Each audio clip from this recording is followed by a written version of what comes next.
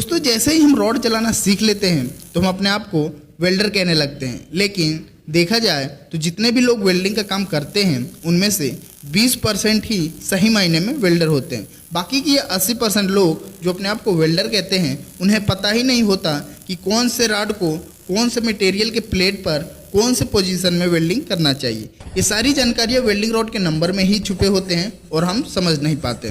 दोस्तों यदि आप भी इन 80% लोगों में से हैं तो इस वीडियो को कंप्लीट देखिए, वरना आप इस भ्रम में ही रहेंगे कि आप एक वेल्डर हैं। दोस्तों अलग अलग धातुओं के लिए अलग अलग वेल्डिंग के रॉड होते हैं, जैसे MS, SS, copper, GI, CI इत्यादि, और इन सब रॉड पर अलग अलग नंबर लिखा होता है, जिसका क्या मतलब होता है समझते हैं। E7018B2 दोस्तों यह एक वेल्डिंग रॉड का नंबर है। आइए समझते हैं इन नंबर का क्या मतलब होता है। दोस्तों इसमें E का मतलब होता है इलेक्ट्रोड, यानी कि इलेक्ट्रिक रॉड जो कि करंट से जलेगा।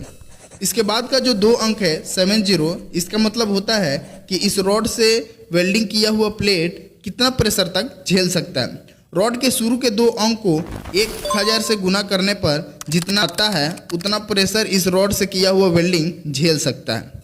जैसे हमारे रॉड का शुरुआती 2 अंक है 70 और इसमें हम 1000 से गुना करेंगे तो हो जाएगा 70,000, यानी कि इस रॉड से किया हुआ वेल्डिंग 70,000 PSI तक झेल सकता है। दोस्तों यदि किलोग्राम सेंटीमीटर स्क्वायर में देखा जाए तो 1 किलोग्राम सेंटीमीटर स्क्वायर बराबर 14.22 सेंटीमीटर स्क्वायर होता है।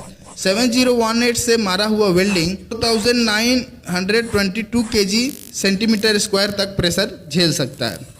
दोस्तों वेल्डिंग रॉड का तीसरा अंक बताता है कि इस रॉड को कौन कौन से पोजीशन में वेल्डिंग करने के लिए बनाया गया है। दोस्तों यदि वेल्डिंग रॉड का तीसरा अंक 1 है तो आप इसे कोई भी पोजीशन में वेल्डिंग कर सकते हो। यदि वेल्डिंग रॉड का तीसरा अंक 2 है तो फ्लैट और हॉरिजॉन्टल वेल्डिंग कर सकते हो। यदि वेल्डिंग रॉड का तीसरा अंक 3 है तो इसे केवल फ्लैट वेल्डिंग कर सकते हो, और यदि वेल्डिंग रॉड का तीसरा अंक 4 है तो इसे आप flat, horizontal, vertical down and overhead welding कर सकते हो। दोस्तों यदि आप इस नंबर में बताए गए पोजीशन के हिसाब से वेल्डिंग नहीं करते हो और कोई भी पोजीशन में वेल्डिंग मारते हो तो उस स्थिति में वेल्डिंग के क्रैक होने के चांसेस ज़्यादा रहता है और इसमें आप कंपनी को शिकायत भी नहीं कर सकते हो। दोस्तों वेल्डिंग रॉड का चौथा अंक बताता है कोटिंग और करंट के बारे में।